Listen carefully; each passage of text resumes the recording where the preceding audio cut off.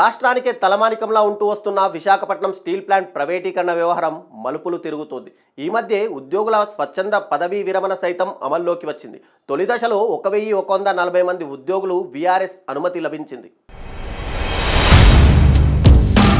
విశాఖపట్నం ఉక్కు కర్మాగారాన్ని 100% మేర ప్రైవేటీకరించి తీరుతామంటూ గతంలో కేంద్ర ప్రభుత్వం పలుమార్లు స్పష్టం చేసిన విషయం తెలిసిందే. దాన్ని విక్రయించే దిశగా అడుగులు వేసింది.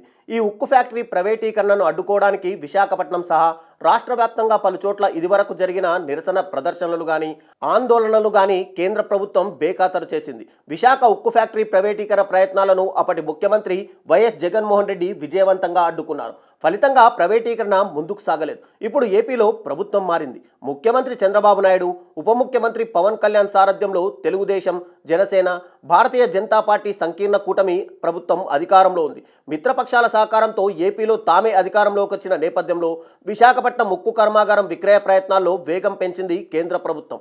శరవేగంగా ప్రైవేటు పరం చేయడానికి పావులు కదుపుతోంది. వీలైనంత వేగంగా దీన్ని విక్రయించాలనే పట్టుదలను ప్రదర్శిస్తోంది. ఈ పరిణామాల మధ్య కేంద్ర ఉక్కు శాఖ సహాయ మంత్రి భూపతిరాజు శ్రీనివాస్ వర్మ ముఖ్యమంత్రి చంద్రబాబు నాయుడుతో సమావేశమయ్యారు.